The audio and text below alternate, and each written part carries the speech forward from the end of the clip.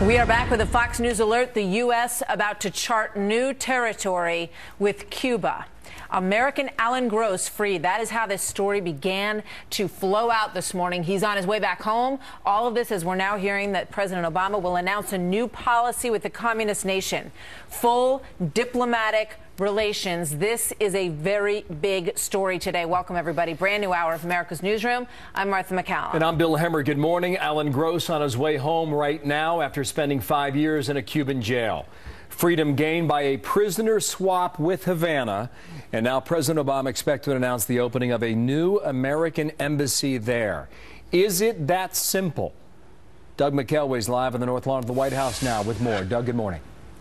Morning, Bill. And there's another brand new development which just broke within the last couple of minutes. The administrator of USAID, Raj Shah, is resigning. He's headed up that agency for the past 5 years. USAID, which Alan Gross was working for when he was arrested and put in jail in a Cuban prison, very much a key part in this story here. Earlier this month, the Associated Press reported that early in December, USAID prepared internal rules that would effectively end risky undercover work in hostile countries. The new policy apparently followed an investigation by the Associated Press this year into work by USAID, which apparently set up a Twitter-like social network in Cuba and secretly sought to recruit a new generation of dissidents on the island while hiding ties to the U.S. government.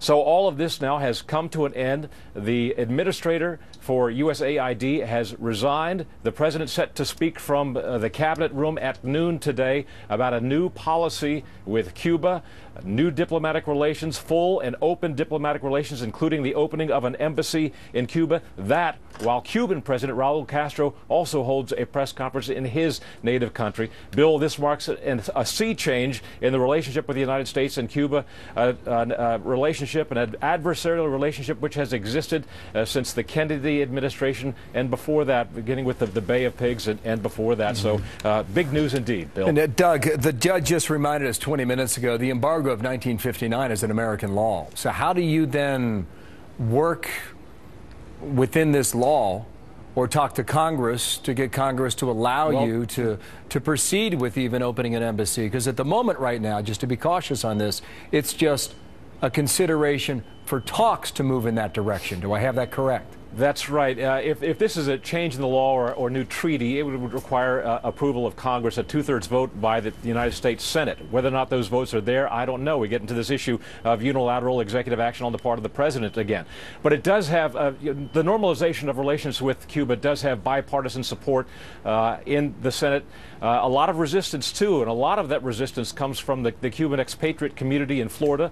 You know, that Marco Rubio, for example, has been very much an opponent of normalizing relations with Cuba and raised a lot of questions in recent confirmation hearings with Tony Blinken, who's now the assistant, will be the assistant Secretary of State, and who refused to answer questions about the normalization of Cuba in recent confirmation hearings. So it's a very, very complex story, and all of that has yet to be ironed out, Bill. Indeed. Thank you, Doug. Doug McElway at the White House with that. Appreciate it. Here's Martha with more. Lots to iron out here. Let's bring in Chris Direwalt, Fox News digital politics editor, and get his take on this news.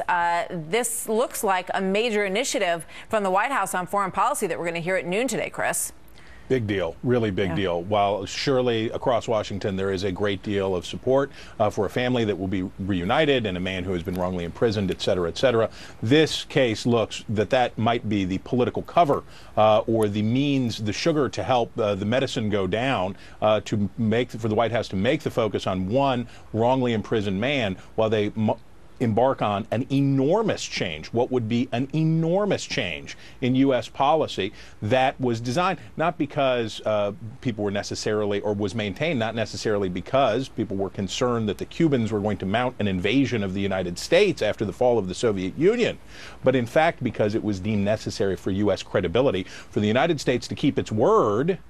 And that as long as the Castro brothers were despotic and as long as they were oppressing their people, that relations would not be normalized. So this would be an enormous change of U.S. policy. The administration has said at varying times that they would not do what you just mentioned, that they would not normalize relations with the Castro regime. They've also said that the release of the remaining 3 of the so-called Cuban 5 was not on the table, that would not be used in negotiations, and now it appears that it is. What's the motivation here? I think we are, I think part of it is entering sort of this honey boo boo phase of the Obama presidency in which he does what he wants. And he's not going to be constrained by elections. He's not going to be constrained by voters. Now, in this case, as you all were talking about, he is constrained by the law. There are workarounds, however, if he cannot, which he would not be able to likely get, a overall back down. For the U.S. to abandon its 50-year policy would be a big political tote for the president in Congress, especially an all-Republican Congress. But the president could direct the Treasury Department to stop enforcing it, because it's the Treasury Department really that's the key here, because the ban isn't on United States citizens being in Cuba. It's on U.S. money going to Cuba so that the Castros can use it to prop up their fallen regime. Yeah. So he has options. It's so interesting, Chris. I mean, when you look at the foreign policy choices that this president has in front of him, I mean, you look at the Taliban massacre of children that occurred in Peshawar yesterday morning.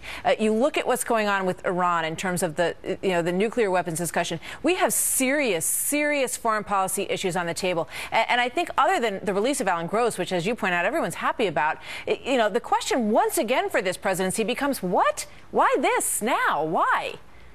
And I think it is because he can, and because it is something. This is a president looking for a legacy. This is a president who has a very short period of time before the 2016 stakes take over and Hillary Clinton assumes full control of the Democratic Party, which will happen shortly after the president's State of the Union address. That will happen in the weeks and months following that. This is his last chance to do stuff, and this is something that Democrats, and liberal Democrats particularly, have cherished for a long time, predating even the end of the Cold War. So this would be a legacy thing that he could say, yeah, and I did that too. I think you've touched on a really important word here, and that is legacy, because this is a president who has to look at the list. And if he takes a legal pad out and tries to write down the list of the things that are on there, foreign policy is looking weak on that list. And this may be an attempt to sort of put something there that he, can feel good about, look back at, and be proud of. But whether or not Congress is going to let him do it, as you say, Chris, is a whole nother ball of wax. So we're going to leave it there. But thank you so much. It's good to have you here, Chris. You bet. Bit more information now. Chad Pergram, our producer on Capitol Hill, has this intriguing note. Flying into Joint Base Andrews Air Force Base in Maryland will be Representative Chris Van Hollen, Democrat from Maryland, Senator Patrick Leahy, Democrat from Vermont, and Republican Jeff Flake from Arizona. Chad reports, according to his source, the quote, Pope was helpful, end quote, in getting this release. Stuart Varney, host of Varney & Company on the Fox Business Network, has an economic angle on this. Stu, you think this at the moment is about what? Oil? I think oil is part of the story. Bill, America has acquired enormous leverage. That means power and influence around the world because of the collapse in the price of oil. Look at the Cuba situation. Cuba gets its oil from Venezuela. Venezuela is flat out broke, and its economy is collapsing because of the collapse in the price of oil. They may not be willing to supply as much oil to Cuba, and certainly they'll demand hard cash for it. That puts Cuba in a bind. Maybe that's why they're more susceptible to reaching out to America and reaching this diplomatic accommodation. The collapse in the price of oil has given America enormous new leverage with all of our rivals and enemies and trading partners, especially Russia and Venezuela and maybe Cuba too. It's very true about Russia. I mean, you're watching the ruble collapse in front of us. What's down 50% of its value already this year in 2014. And energy technology, fracking, is a big reason for that. Yes. Then when you couple the sanctions against Vladimir Putin, you have an economy that some had wondered this week whether or not it would go in free fall, Stuart. Well, it's facing a depression. There is panic buying in Moscow because people there know that if they don't buy something today, it's going to go up in price tomorrow or not be available at all. This collapse in the price of oil gives America leverage over Russia. In turn, that gives us leverage in the situation in Ukraine.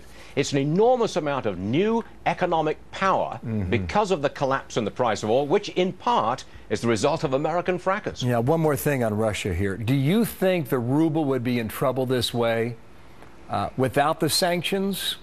Or do you think the energy technology would do it on its own? It would do it on its own. The sanctions make it worse. But the underlying collapse in the price of oil, that's the prime mover in the collapse of the Russian ruble. Where are we now on a barrel? Was it $60 or below at this point? Oh, no. We're down to 55 and falling. And gas in America is still falling very sharply. I've got a station in Nebraska that'll sell you a gallon of regular for $1.75. Whoa, let's go. Yeah. Road trip. That's a collapse. Thank you, Stuart. See you on Fox Business. Sure.